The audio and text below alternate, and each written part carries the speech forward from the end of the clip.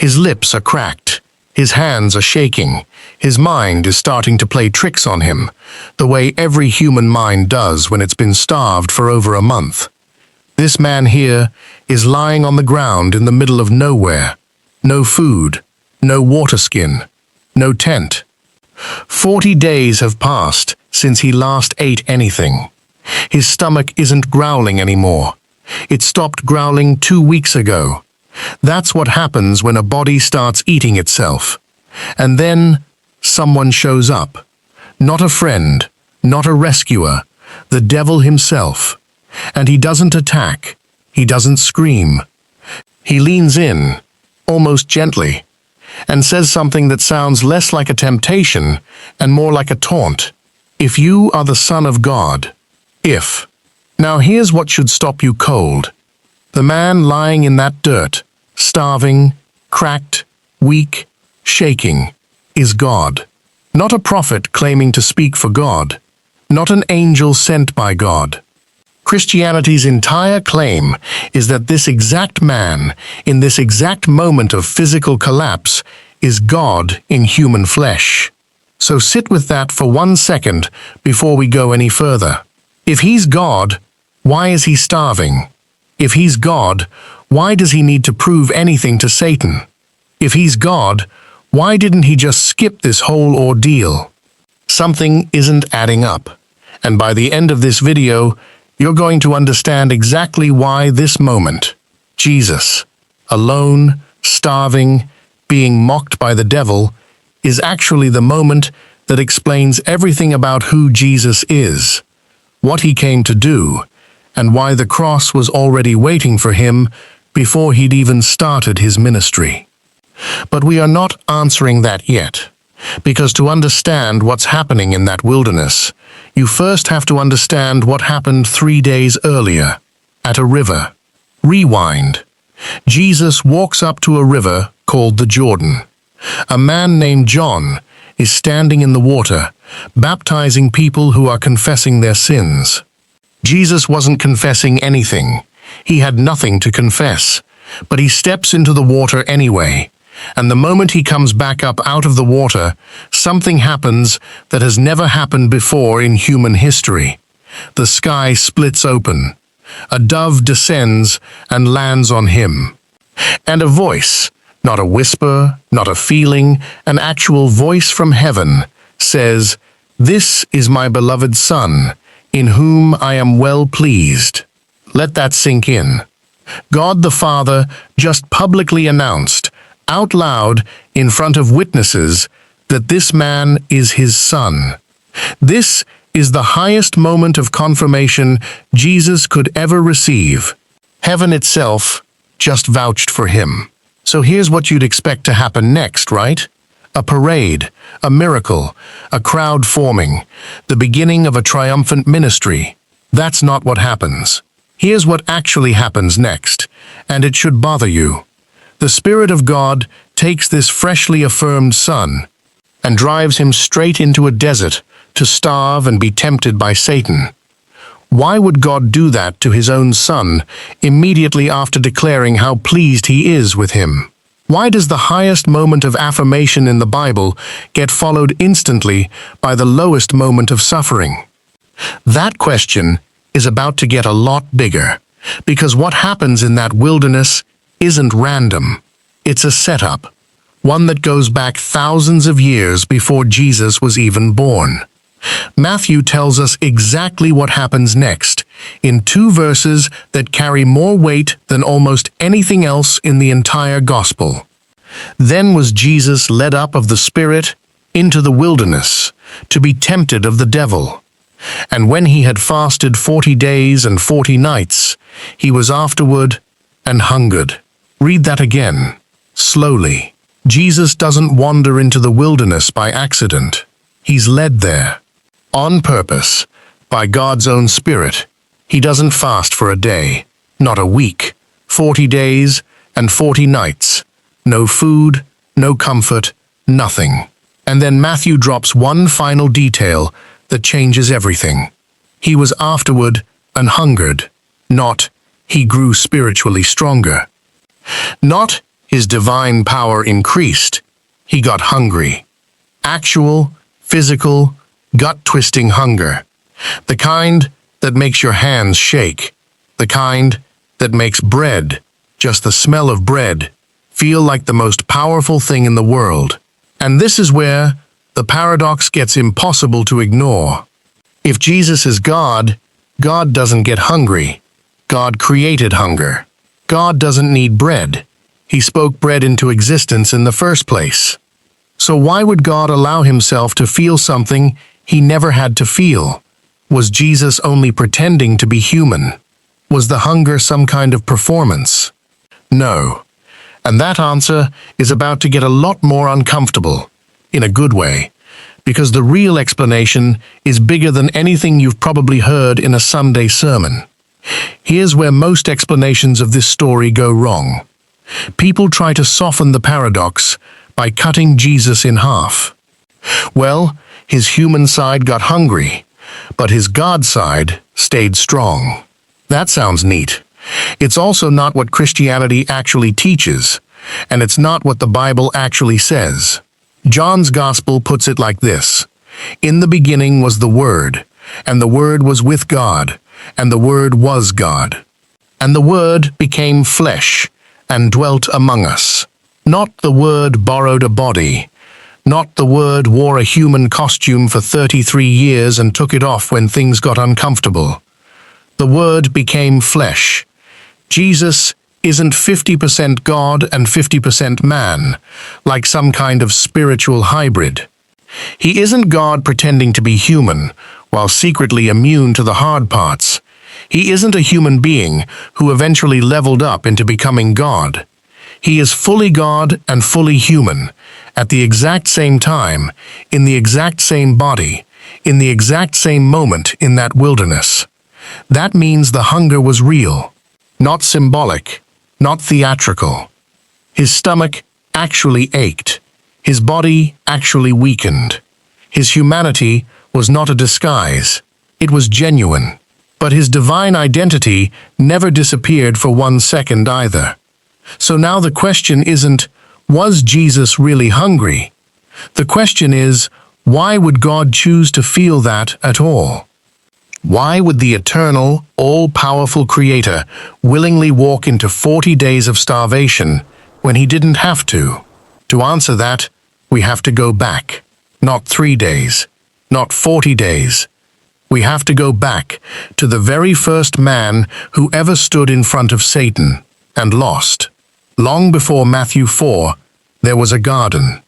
Not a wilderness, a garden. Lush, green, overflowing with fruit. Every tree loaded with food except one. The man standing in that garden wasn't starving. He wasn't deprived of anything. He had abundance in every direction he looked. And Satan showed up to tempt him too. His name was Adam. Now put these two scenes side by side, because the contrast is the whole point. Adam stood in a garden of plenty. Jesus stood in a wilderness of nothing. Adam had every reason to trust God. Food everywhere, no lack, no hunger. Jesus had every reason to distrust God, starving, alone, abandoned to the desert. Adam was surrounded by provision and still gave in. Jesus was surrounded by deprivation and still refused. Adam failed with a full stomach. Jesus succeeded with an empty one. Do you see what Matthew is actually doing here? He's not just telling you a story about a hungry man resisting a snack. He's showing you a rematch. Somebody has to stand where Adam stood and get it right this time. Somebody has to face the same enemy, the same lie, the same test, and not fail. But here's the thing. Adam isn't the only failure in the Bible's back catalog. There's a second failure, a bigger one, a national one. And Jesus is about to relive it too. Adam had his moment in a garden. But there's another story running underneath this one, a story about an entire nation. After God rescued Israel out of slavery in Egypt, he led them into the wilderness, and they stayed there for 40 years. 40 years of wandering. 40 years of testing. 40 years of God calling Israel, my son, and Israel, again and again, failing to trust him. They complained about food. They doubted God's provision. They wanted to go back to slavery rather than trust the wilderness. Now look at the pattern forming. Israel, called God's son, spends 40 years in the wilderness and fails. Jesus, declared God's son at the Jordan, spends 40 days in the wilderness. Same setting, same sonship, same test. Will he fail too?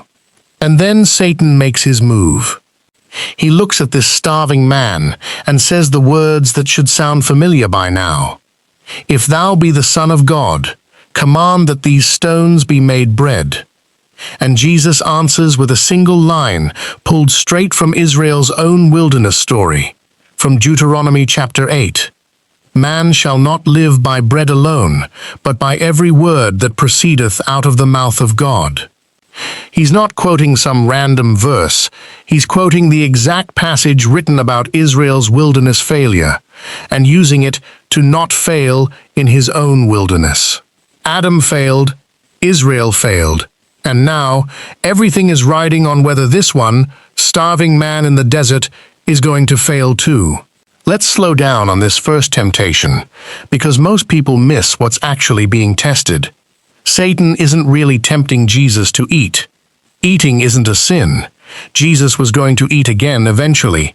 Nobody thinks fasting forever is holy. So what's the actual trap? If thou be the Son of God, command that these stones be made bread.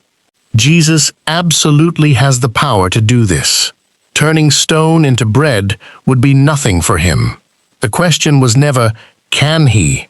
The question is, will he use his power outside of the Father's timing and outside the Father's will, just to relieve his own pain? This is the real temptation, not hunger, independence. Will the Son act on his own terms, or will he wait on the Father even while starving? Every single one of us knows this test.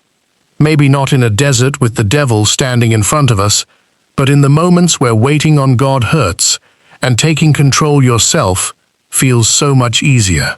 In the moments where you could fix the pain right now if you just stop trusting and start grabbing.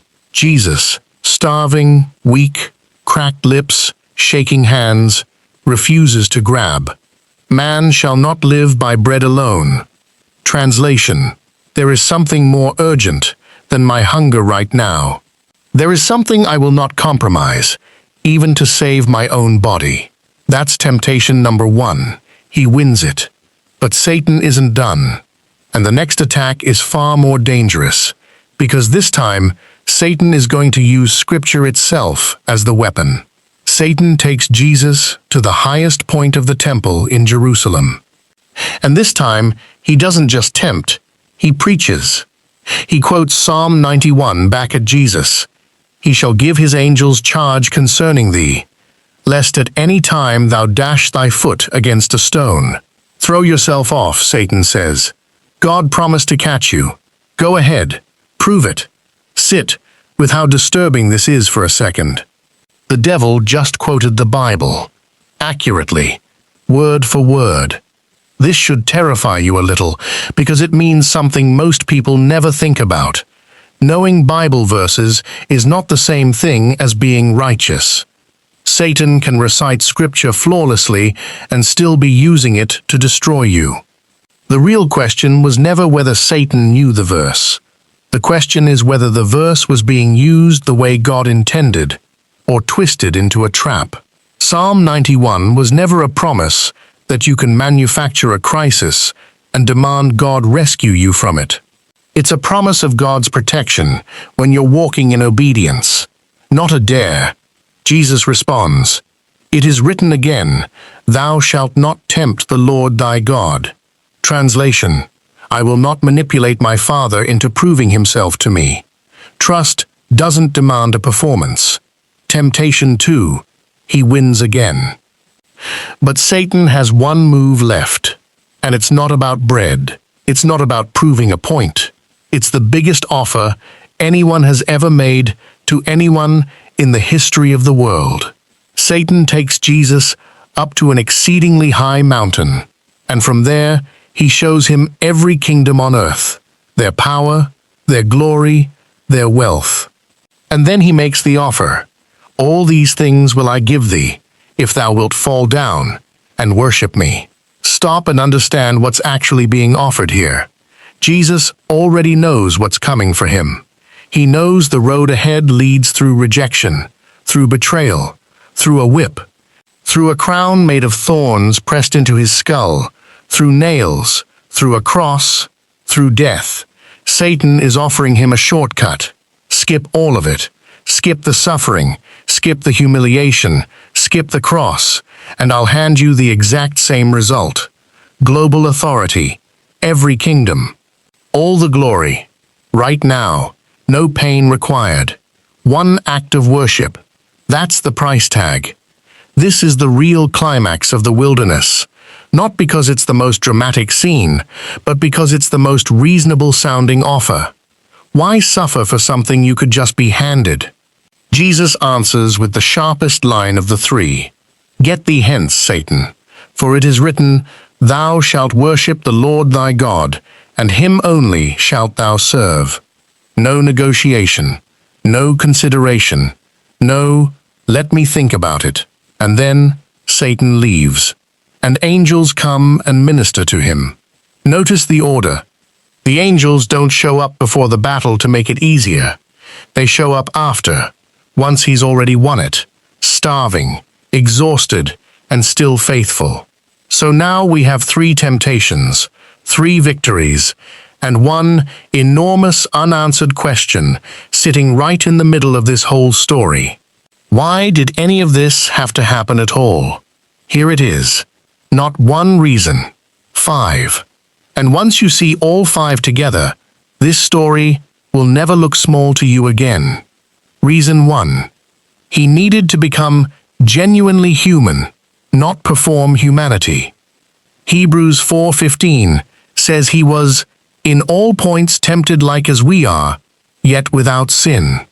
If Jesus never actually felt hunger, temptation, and weakness the way we do, that verse is a lie.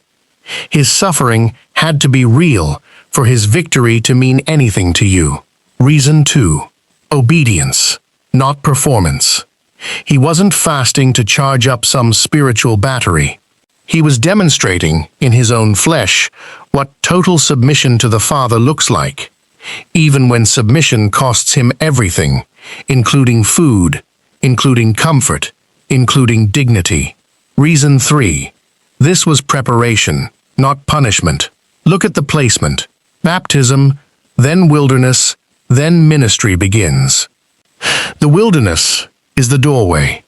Every step of his public work, every healing, every sermon, every miracle after this point, walks through a man who has already been tested to his absolute limit and did not break. Reason 4. He reversed Adam's failure. Adam had everything and lost everything. Jesus had nothing and won everything. Where the first son collapsed in comfort, the true son stood firm in collapse. Reason 5. He reversed Israel's failure. Where an entire nation grumbled, doubted, and rebelled across 40 years in the wilderness, one man, quoting their own scriptures back at the Tempter, succeeded in 40 days. So here's the answer to the title of this video, laid out plainly. Jesus didn't fast because his divinity needed strengthening. He fasted because his humanity was real, his obedience was total, and his mission required him to succeed exactly where Adam and Israel had already failed, before he ever preached a single sermon. But there's one more layer left, and it's the one that should actually move you, not just teach you. Go back to the opening image. A man lying in the dirt, cracked lips, shaking hands, starving. Now remember who that man is. The one who created bread chose to feel what it's like to have none. The one who created water chose to feel what it's like to thirst for it.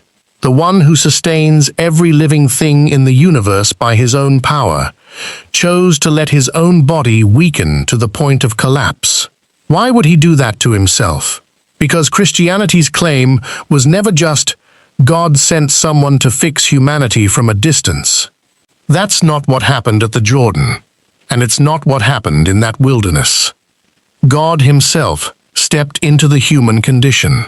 Philippians chapter 2 puts it in words that should stop you every time you read them. Who, being in the form of God, made himself of no reputation, and took upon him the form of a servant, and was made in the likeness of men. He didn't send a substitute to feel the hunger for him. He felt it himself.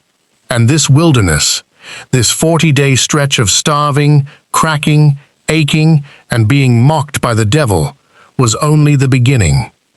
Because everything that happens here is pointing to something much bigger, much darker, and much further down the road. Here's what almost nobody tells you about this story. The wilderness isn't a standalone event. It's the first step of a road that only goes one direction. Wilderness, where he's tested in obedience. Then ministry, where he proclaims the truth in public. Then rejection, where the very people he came to save turn on him. Then a garden called Gethsemane, where he'll be tested one more time, and this time he'll sweat blood, asking if there's any other way. Then a cross, where the final test of obedience gets paid for in full. Notice something. The question in the wilderness, will the Son submit to the Father even when it costs everything, is the exact same question asked again in Gethsemane, and the exact same question answered again at Calvary. In the desert, his answer was, not bread. At the cross, his answer was, not my will, but thine. This is why the wilderness matters so much. It's not a warm-up. It's the character of the Savior being revealed before he ever gets to the hardest part of the mission. So here's what Matthew 4 verses 1 to 2 is actually showing you. It's not primarily a lesson about fasting. It's not a devotional tip about self-control. It's a revelation of identity. In 2 verses, Matthew is quietly telling you that this man is the true Son of God, the obedient Adam who didn't fail, the faithful Israel who finally trusted, and, underneath all of it, God himself, wrapped in flesh that could ache, crack, and starve. So if you've ever wondered whether Jesus actually understands what it feels like to be weak, to be tempted, to be so worn down you're not sure you can hold on for one more hour, Matthew's answer is yes. He knows. Not from a distance, not in theory. He was there, in the dirt, starving, shaking, being mocked by the one enemy who thought hunger could break him. And he didn't break. Jesus didn't fast because he was less than God. He fasted because the Son of God had truly become man, and he came to succeed exactly where the rest of us had already failed. And that's why this isn't just a story about 40 days without food. It's the story of who Jesus really is.